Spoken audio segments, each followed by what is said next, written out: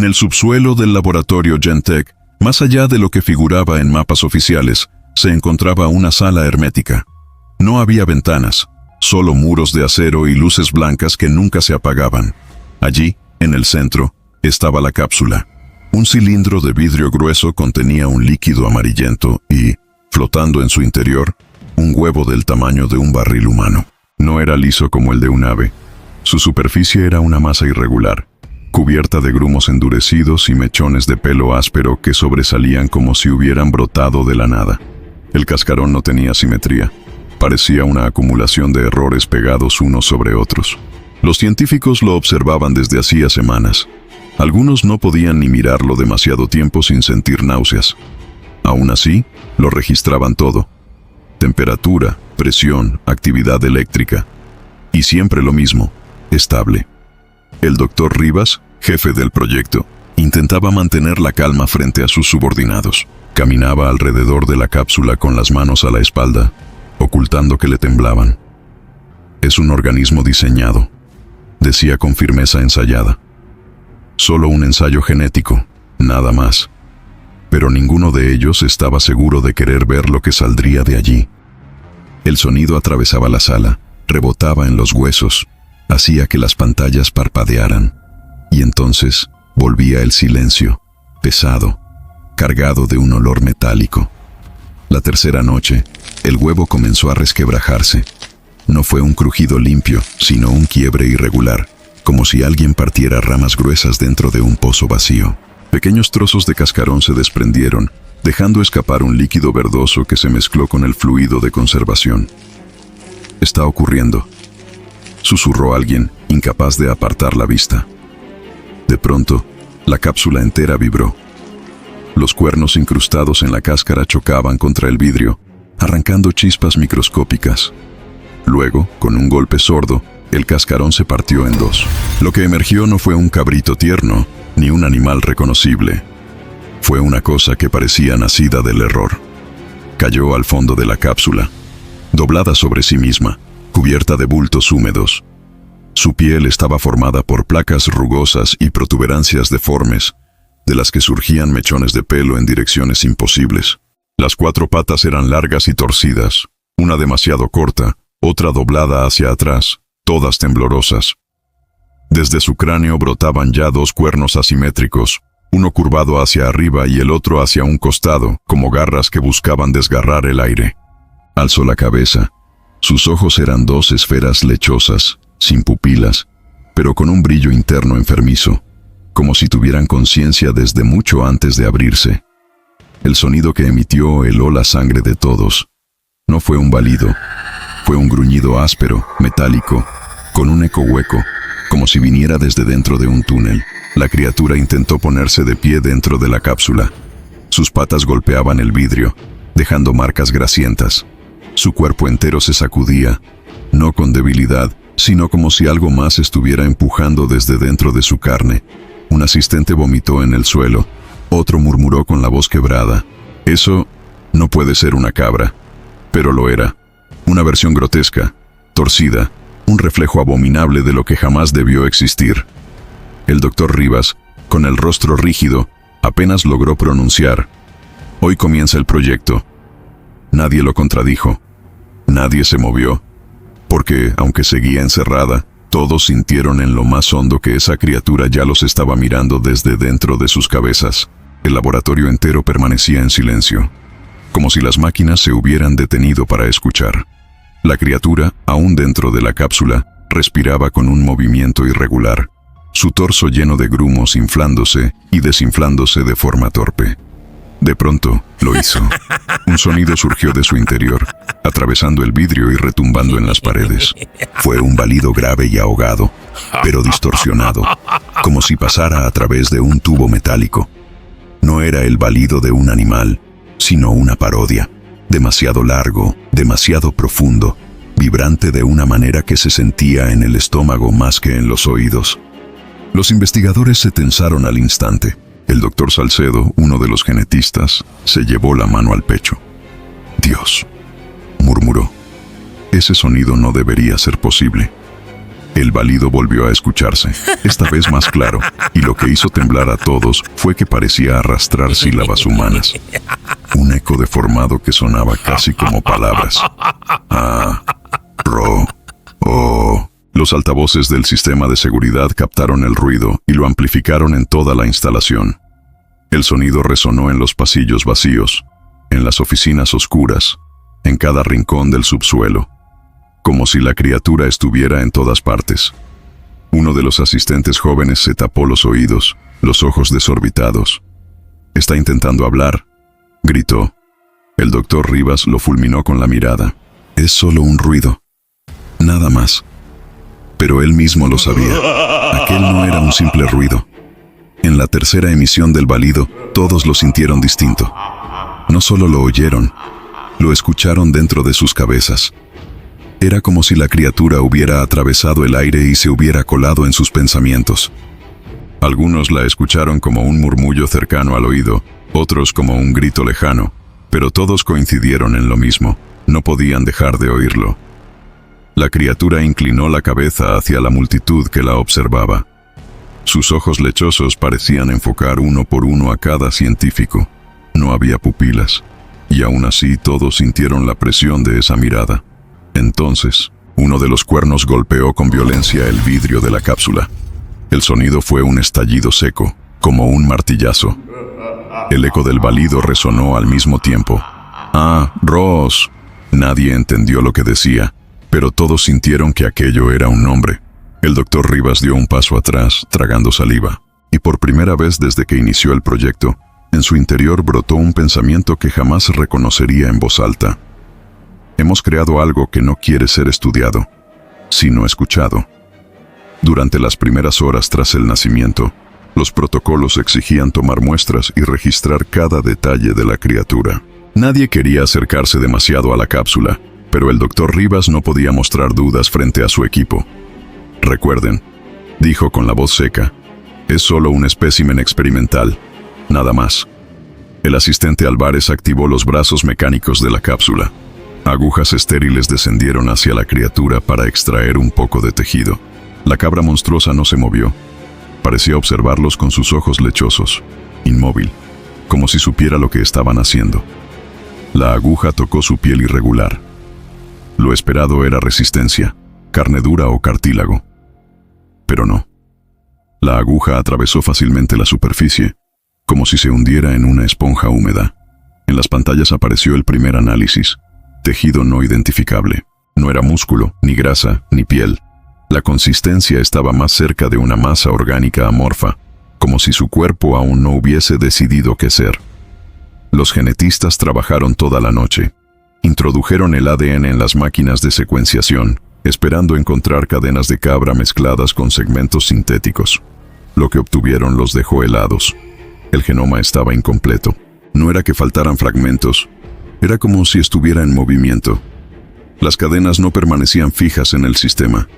Cada vez que la computadora trataba de leerlas, los datos cambiaban. «Esto es imposible», susurró Salcedo ajustando sus gafas con manos temblorosas. «El ADN no puede reescribirse mientras se analiza», pero lo hacía. El genoma parecía responder a la observación, modificándose en tiempo real, como si no quisiera ser descifrado. Mientras tanto, la criatura permanecía inmóvil en su cápsula. Solo su respiración desigual delataba que estaba viva. Cada tanto soltaba un sonido bajo, un balido sordo que hacía vibrar los cristales del laboratorio. Álvarez, exhausto, se recostó en la pared. No está reaccionando como un animal, ni siquiera como un experimento. Es como si supiera que lo estamos estudiando. Rivas lo ignoró, o al menos fingió hacerlo. Pero esa noche, al revisar las cámaras de seguridad, descubrió algo que no pudo compartir con el resto. En varios fotogramas, cuando la cabra parecía inmóvil en su cápsula, su sombra se proyectaba fuera del vidrio, extendiéndose por la sala. En un cuadro, la sombra estaba de pie detrás de uno de los técnicos, con los cuernos erguidos y torcidos, como si lo observara de cerca. El registro era claro, demasiado claro. El doctor Rivas apagó las grabaciones y no dijo nada. Pero en lo profundo de su mente, supo la verdad. La criatura no estaba esperando ser estudiada. los estaba estudiando a ellos. El laboratorio había adquirido una atmósfera densa, casi tangible, como si el aire mismo conspirara contra quienes trabajaban allí. La criatura seguía en su cápsula, quieta, con los cuernos torcidos hacia arriba, pero su presencia se sentía en cada rincón de la sala. Los científicos comenzaron a notar que algo más estaba ocurriendo. No era solo observada por ellos, sino que ellos eran observados por ella. Las ratas y los perros de prueba habían desaparecido sin dejar rastro. Primero fueron los animales, luego un técnico encargado de revisar los conductos de ventilación. Su linterna quedó encendida, apuntando al vacío, sus herramientas tiradas en el suelo. Nadie encontraba explicación. El balido de la criatura se volvió más prolongado y extraño, reverberando por los pasillos, mezclándose con un eco metálico que parecía responder a los movimientos de cada investigador. Cada sonido parecía atravesar los muros, como si la cabra pudiera estar en todas partes a la vez. En la cuarta noche, los investigadores empezaron a notar cambios en la propia criatura. Sus cuernos, antes torcidos y cortos, comenzaron a crecer en ramificaciones retorcidas, algunas tan finas como garras y otras más gruesas, apuntando hacia todas direcciones. Su piel, ya irregular y cubierta de grumos, desarrollaba placas duras que sobresalían en puntos aleatorios. Sus patas, inicialmente torcidas y descoordinadas, comenzaron a doblarse en ángulos extraños y a estirarse demasiado, como si la criatura estuviera ensayando nuevas formas de moverse. A veces parecía que caminaba, a veces que flotaba dentro de la cápsula, y otras que apenas tocaba el vidrio con la punta de sus cuernos. Durante los análisis de ADN, los científicos quedaron horrorizados al descubrir que el código genético no permanecía estable. Cada vez que las máquinas intentaban secuenciarlo, el genoma cambiaba. La cabra parecía responder a la observación, modificando su propia biología frente a los ojos humanos. Por la noche la criatura emitía sonidos que ya no eran válidos. Eran murmullos distorsionados, ecos de voces humanas. A veces parecían imitar a los investigadores desaparecidos, llamándolos por su nombre en un tono grave y retorcido. Las cámaras mostraban algo más. Cuando parecía estar quieta en la cápsula, su sombra se proyectaba fuera de ella, estirándose por la sala y siguiendo los movimientos del personal como si el cuerpo no fuera necesario para acechar. El doctor Rivas reunió a su equipo al amanecer. Esto ya no es un simple experimento, dijo con voz temblorosa. La criatura no solo está viva, está aprendiendo, cazando y controlando este lugar. Nadie discutió. Todos miraron la cápsula, y aunque la cabra parecía inmóvil, sus ojos lechosos los seguían con juicio silencioso. Un eco de balidos deformes recorría la sala, y por primera vez todos sintieron un miedo genuino, visceral, como si algo estuviera al borde de romper las leyes de la naturaleza. Esa noche, el laboratorio permaneció en silencio absoluto, salvo por los crujidos de la cápsula y los balidos que ahora se prolongaban en un murmullo constante, reverberando en las paredes, el techo y el suelo. Era un sonido que prometía que el horror recién estaba comenzando. Los días siguientes se convirtieron en una pesadilla silenciosa. Cada noche, los balidos deformes de la cabra se volvían más frecuentes y prolongados, reverberando por todo el laboratorio. Ya no parecía un simple animal encerrado. Su presencia se filtraba en cada rincón, y la sombra que proyectaba no coincidía con su cuerpo, alargándose y retorciéndose por los pasillos, siguiéndolos incluso cuando los científicos creían estar solos. Fue durante la octava noche que ocurrió el primer escape. No rompió la cápsula. Simplemente desapareció de su interior. Los monitores de seguridad la mostraban quieta, pero cuando uno de los técnicos entró a inspeccionar, la encontró detrás de él, sus ojos lechosos fijos, sus cuernos torcidos apuntando como advertencia. El hombre gritó, y al volverse, la criatura ya no estaba. Solo quedó un frío absoluto y un silencio que dolía en los huesos. A partir de entonces, las desapariciones se volvieron sistemáticas. Los científicos comenzaron a dividirse entre quienes querían destruirla y quienes, aterrados pero fascinados, pensaban que podían estudiarla y controlarla. Fue entonces que el laboratorio mostró signos de fallo masivo. Cámaras que no grababan, luces que parpadeaban, puertas que se trababan sin explicación. Cada intento de acercamiento a la cápsula resultaba imposible. Era como si la criatura supiera exactamente dónde estaban y cómo bloquearlos. El ADN, que antes parecía inestable, comenzó a comportarse de manera casi consciente. Cada secuenciación cambiaba el genoma. Cada análisis parecía alimentar su evolución. La cabra no solo se movía y desaparecía a voluntad. Estaba aprendiendo, adaptándose, creciendo más allá de lo imaginable. Por las noches, los balidos se volvían conversaciones incomprensibles. Parecían gritos humanos deformes, ecos de cientos de voces a la vez, que penetraban en la mente de quienes los escuchaban. Algunos investigadores comenzaron a sufrir pesadillas terribles, viendo sus propios cuerpos deformarse, sus cuernos brotar, sus sombras extenderse. La cabra no solo los estudiaba, los estaba corrompiendo mentalmente, preparándolos para algo que aún no entendían. En el laboratorio, los cuartos de control y las salas de experimentos empezaron a mostrar grietas. Las superficies adquirían una textura irregular, grumosa y peluda, con pequeños cuernos sobresaliendo como si el edificio mismo estuviera imitando a la criatura. La realidad comenzaba a doblarse, y nadie sabía si lo que veían era físico o un efecto de la presencia de la cabra. Cada intento de contenerla resultaba inútil. La criatura parecía multiplicarse. Sombras, ecos, reflejos en las pantallas y los espejos. Todo servía como extensión de su cuerpo grotesco. Los científicos comprendieron algo aterrador. No estaban tratando con un simple animal ni con un experimento fallido. Estaban atrapados dentro de un organismo consciente que se extendía más allá de su propio cuerpo. Y cada noche que pasaba, la cabra se hacía más poderosa, más inteligente, más imposible de controlar. Y aún así, nadie se atrevía a abandonarla. Todos sabían que mirarla directamente podía significar perder la cordura, pero no mirar era igual de aterrador. La cabra estaba allí, siempre, más allá de la vista, más allá del sonido, y cada uno de ellos sentía que su tiempo para sobrevivir se estaba acabando. Los días siguientes fueron un descenso constante al caos.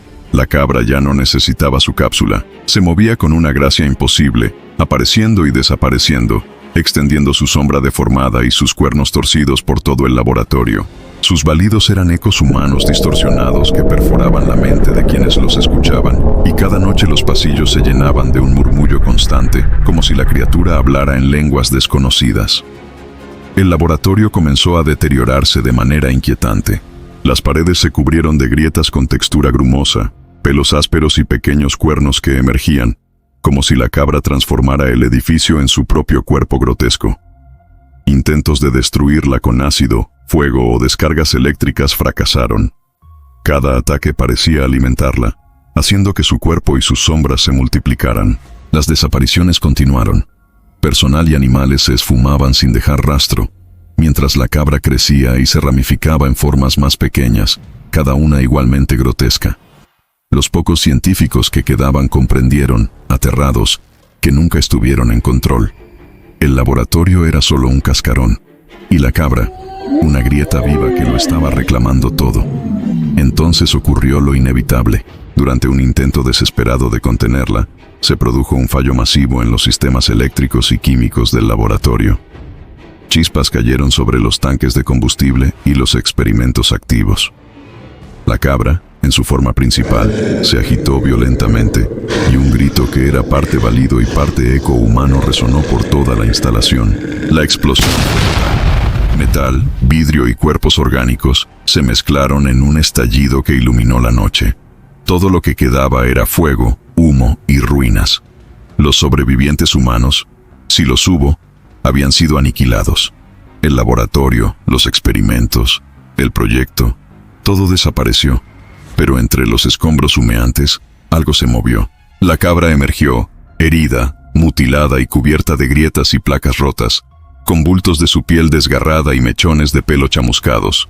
Sus cuernos estaban astillados, algunos doblados en ángulos imposibles, pero sus ojos lechosos brillaban con vida. Su respiración era pesada y rasposa, pero todavía estaba allí. Y entonces, en medio del silencio absoluto, un sonido que heló la sangre de cualquier observador resonó por el aire. Un balido largo y grotesco, que se transformó en una risa, cruel, retorcida y completamente humana, que se extendió sobre los escombros del laboratorio destruido. La cabra se incorporó lentamente, cojeando sobre sus patas deformes, y sus ojos reflejaron una inteligencia perversa, como si todo lo ocurrido hubiera sido solo un juego. Todos los demás habían muerto. Todo lo que quedaba era ella, mutilada, grotesca y viva, y su risa seguía resonando en la noche, dejando la pregunta más terrorífica: ¿qué vendrá después? La cabra estaba herida, pero el horror todavía estaba lejos de terminar.